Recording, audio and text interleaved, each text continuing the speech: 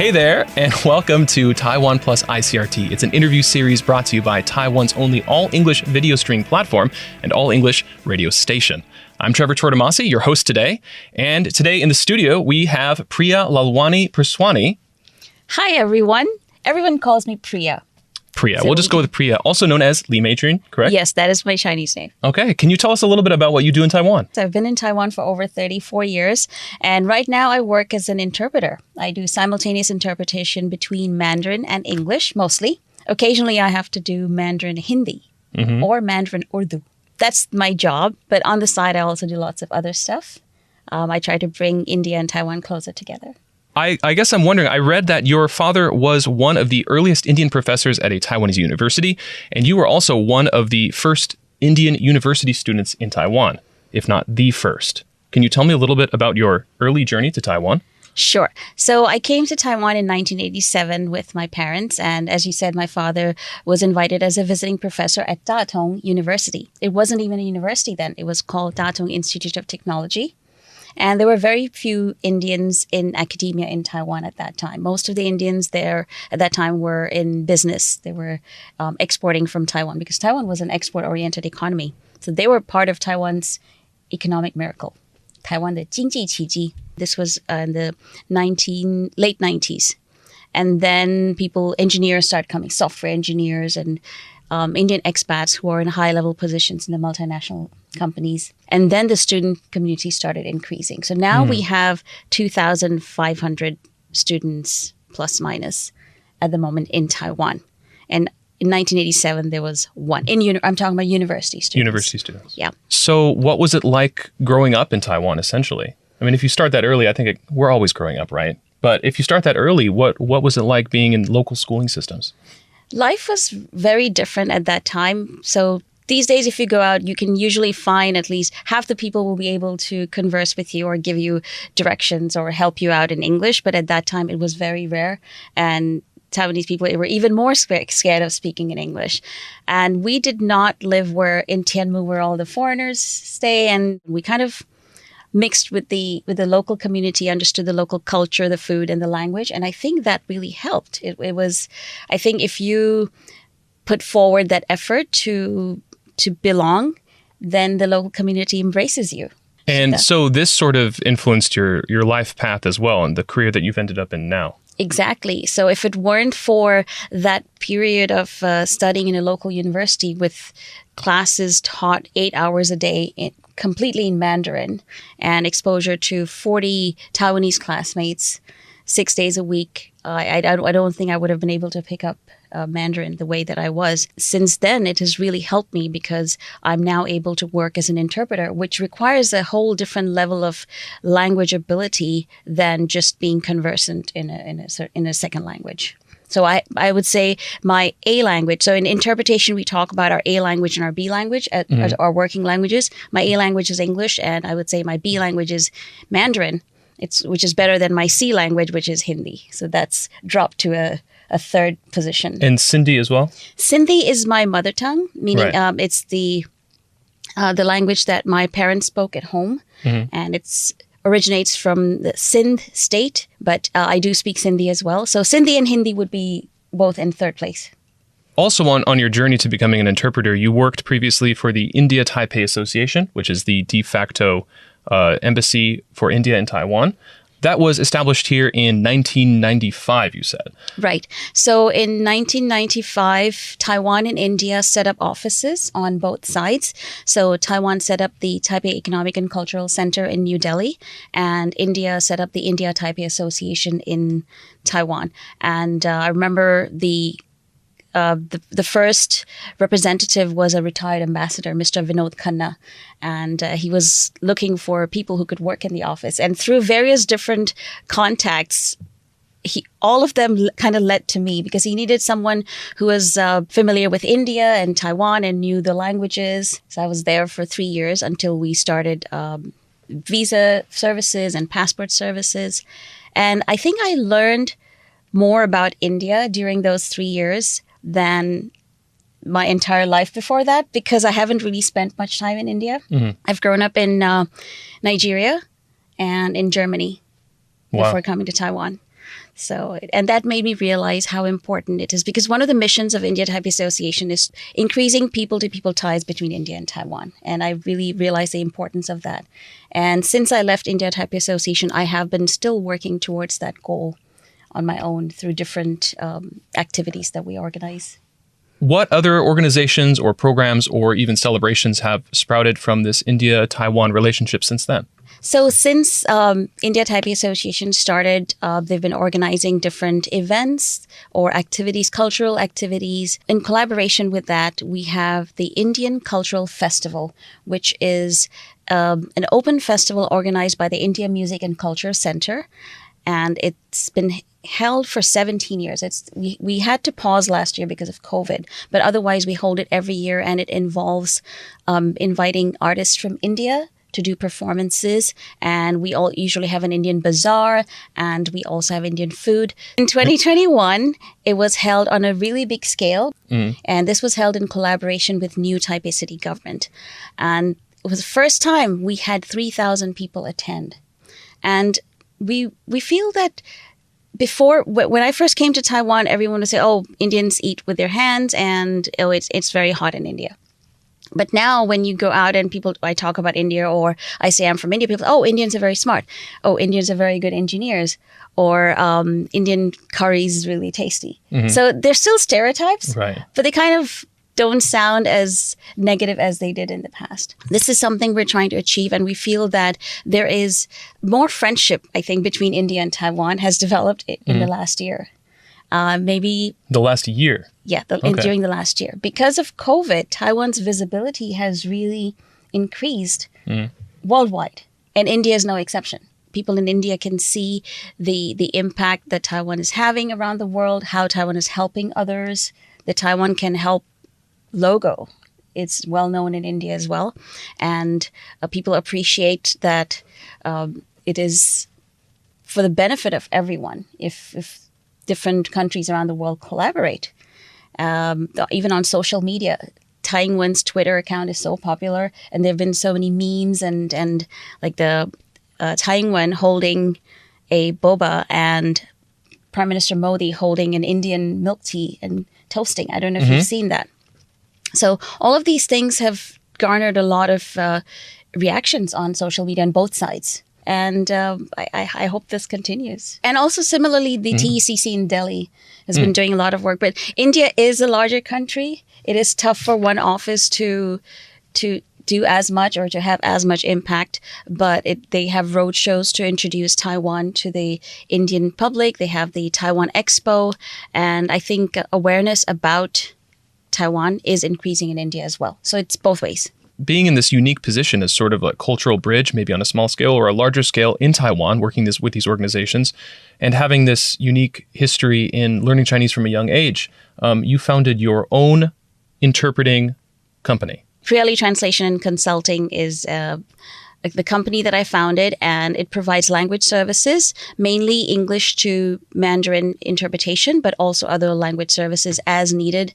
For example, lots of foreigners who live in Taiwan need their documents translated and then notarized.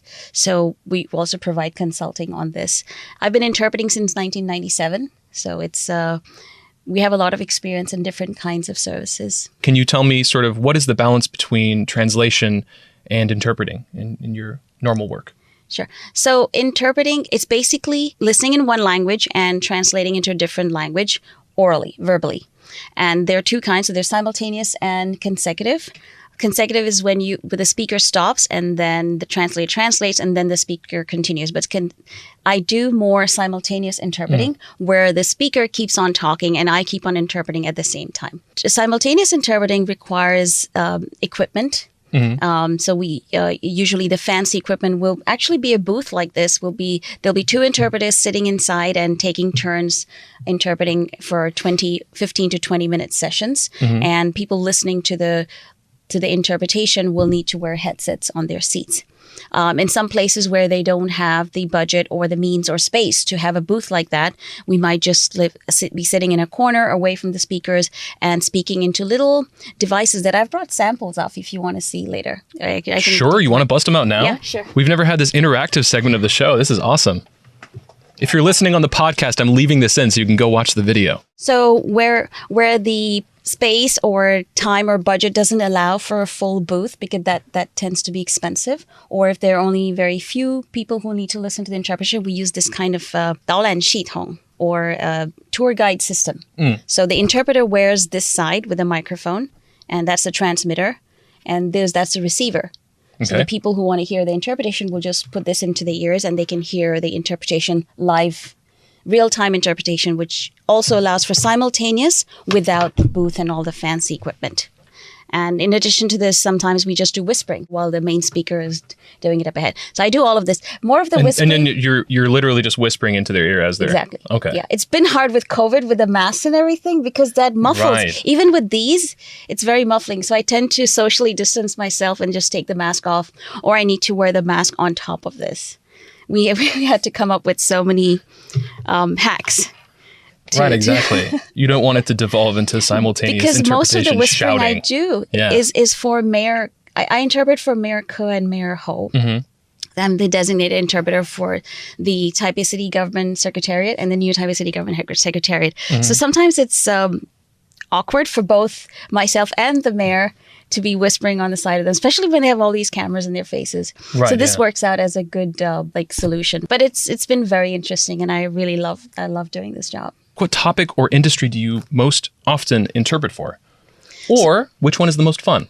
80% of my work is simultaneous interpretation for market research focus groups. So a lot of focus groups are held in Taiwan, but the clients might be foreigners and they don't know what the Taiwanese consumer is saying. So my job is to interpret the Taiwanese consumers' views and comments to the foreign client. And that's what I started in 1997. Most of my work is still this because there are not many interpreters in Taiwan who can handle the intricacies and the workload that comes with focus group interpreting, because each focus group lasts for about 2 hours. And it's one interpreter doing it solo. That's a long time for it. It's not like conference interpreting where 2 people can take turns. Right. So people who are trained as conference interpreters don't like to do focus groups generally, because they would have to work solo for 2 hours instead of switching with a partner every 20 minutes. Is it generally 20 minutes, that fast? They switch every 15 to 20 minutes. And it's actually by the clock, like it's very... Because it's tough on the brain. It is. Oh my goodness. Psychologists are still trying to work very hard to understand how interpreters' brains work. How has the landscape of simultaneous interpretation, or just translation in general, changed over the course of your career? Because we have so many things that can do it automatically now, obviously not nearly to a human level of detail, but how do you see that changing in the future? Yeah, this has been a very hot topic among interpreters. We're discussing whether we'll soon be losing our jobs. But the way things are progressing right now, it doesn't seem like it'll happen anytime soon, because there is so much variability in the way people talk and accents and this kind of stuff. So AI is working very hard to convert speech into text, and then translate the text and then produce it into speech again. But that's going to take longer. And the other thing we've seen is just show the translated text, kind of like YouTube does with their automatic subtitles. Right. Yeah, but it still doesn't make sense very often unless a person enunciates clearly and speaks in very simple sentences like this, then AI will understand what they're saying. So I think we have another 10 years. Only 10? I thought you were going to say we have another 100 years or so. Depends on the languages. So for between European languages, it's easier because their structure is so similar. So, but between languages like Hindi, Chinese, Mandarin, Chinese, English, this is going to be harder. That's just my feeling. I'll tell you what tends to go along. The titles of like organizations and like meetings in Chinese, translating them to English. Do you translate every single word every time? As part of your job too, I guess. We strongly suggest clients to provide us with all of this information beforehand, because there's no way we will know 100% everything that they're going to say. So if there are guest names, organization names, place names, these need to be provided. And we actually, interpreters will prepare a glossary beforehand, bilingual glossary, that we can refer to while we're speaking. And while we're interpreting, we try to cover everything. If we're not sure, sometimes we just transliterate or use the same sound as in English if we're not sure.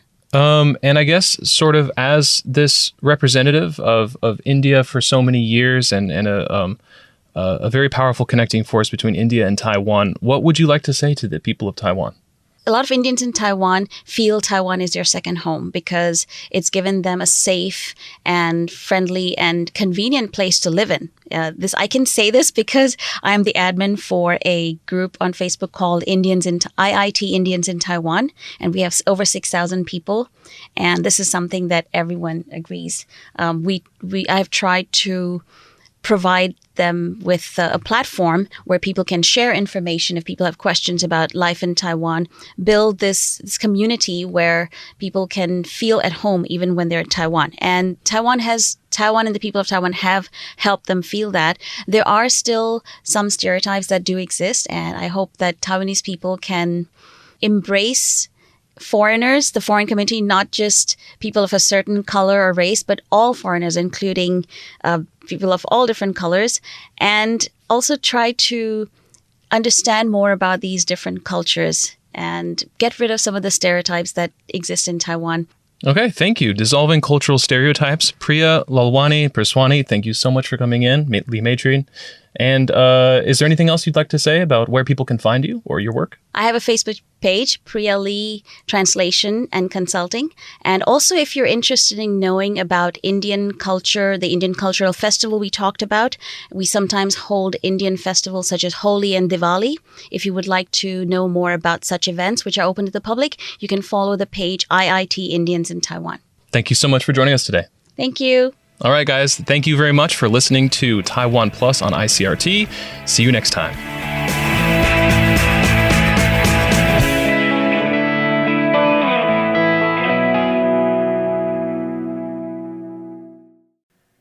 Hey there. I hope you've enjoyed today's episode. If you'd like to hear more from ICRT, you can check out our other podcasts. We've got Taiwan This Week, a roundup of the news in Taiwan every Friday, English in the News for useful English expressions explained in Chinese, and EZ News, spelled with the letters E and Z, for simplified daily news. For some lighter news in both English and Chinese, check out News Bites and News for Kids. And if you enjoy them, tell a friend. Thanks for listening.